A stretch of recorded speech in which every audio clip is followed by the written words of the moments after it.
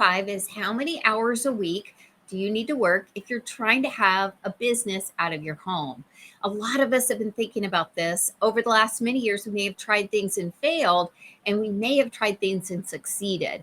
But if you're looking at starting an at home business potentially this summer, I want to give you an idea of the amount of time you want to be able to dedicate to it. And my estimation is that you can successfully do that between 10 and 15 hours every week. Now, if that sounds like a lot to you, I want you to take out your phone and see how much your daily time was on your phone last week. Because the good news is, I believe almost everybody has 10 hours a week that they could give to working an at home business that has the potential to create an actual side income that can help your family. Also, other great benefits, right? We talked about that last night. The thing is that you may be wondering, like, what would that even look like? What would that 10 hours even break down to? So I've outlined that here as someone who's successfully done that in the past. So the first thing you're going to need is actual product knowledge and research. No matter what company you're thinking about, you're going to really need to understand to some degree what's available so that you can even share it. The chances are that you have a hero product or something that you really love, that you're super passionate about. For me, it was the products that helped me feel better after I had Bell's palsy. For me, in the 14-day reset, it's the supplement that you can get that makes the reset possible, right? So when I'm talking about the things I love, I talk about that. The caveat here is that you don't have to know everything about every product. That's a personality type that might lean towards that, which is paralysis versus analysis. But knowing what product knowledge is there and the research behind it is super powerful. For example, one of the reasons I chose Young Living was the seed to seal guarantee, was the fact that they know where the land has been for the last 100 years that all of the crops are built on. The reason that we own farms all over the world, that our processing of oils is so meticulous. That was really important to me when I joined. The ethical practices, the nonprofit donations, all of that meant a lot to me. The first and foremost issue to me was that the products worked for me and they changed my life in such impactful ways. So the second thing is not as exciting as that. It's setting up business systems. The good thing is, depending on the company that you join, you're probably going to have somebody mentoring you. If you wanted to join me as one of my 5 people this summer in the boot camp where we're going to, for 4 weeks, get your business launched the right way, I show you how to set up your business systems. Now, do you need anything to start beyond the Young Living website? No, you don't need anything more, but you need to know about that website. And there are some great shortcuts that I can share with you. So setting up your business systems is also about things like, how do you want to operate your business? Maybe setting business hours, right? So it's all sorts of stuff like that. Next is how to organically build a customer base. In today's day and age, we no longer reach out with cold reach outs. We no longer are interested in being salesy or anything like that. This is how we can help you where the magic is, help you connect what's working for you, whatever business you've got, with whatever customer needs it. Because here's the truth of the matter. I went on Facebook when I got Bell's palsy in 2017 because I knew I was going to see a ton of people when I was out, right?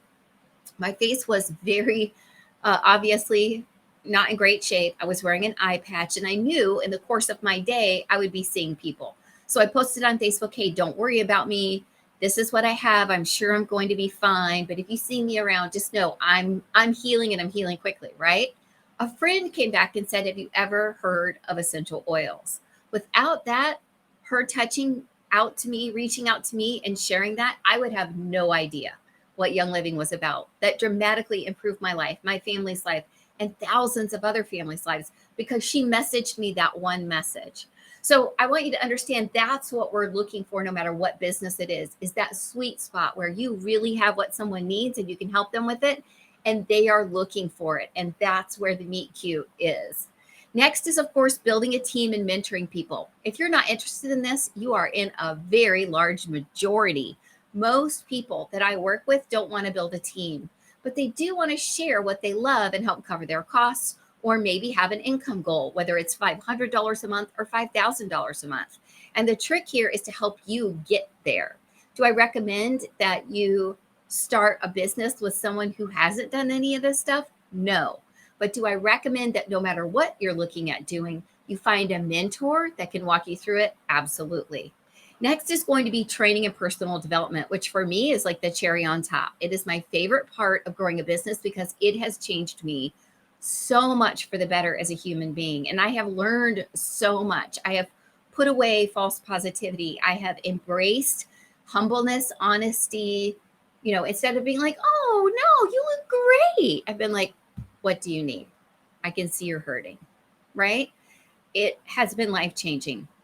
It's also been life changing because it's given me the confidence of having built these businesses. And I'm excited to help other people learn those same things. It doesn't matter where your personal development is coming from. Make sure that every day you are doing some sort of training and personal development. And my rule is that if you pay for a training or take a training, you've got to assess the training, implement the training, and then decide, was that worth it or not? What did I learn? You have to decide what the ROI was, what you're going to keep, what you're not going to keep. Was the training effective?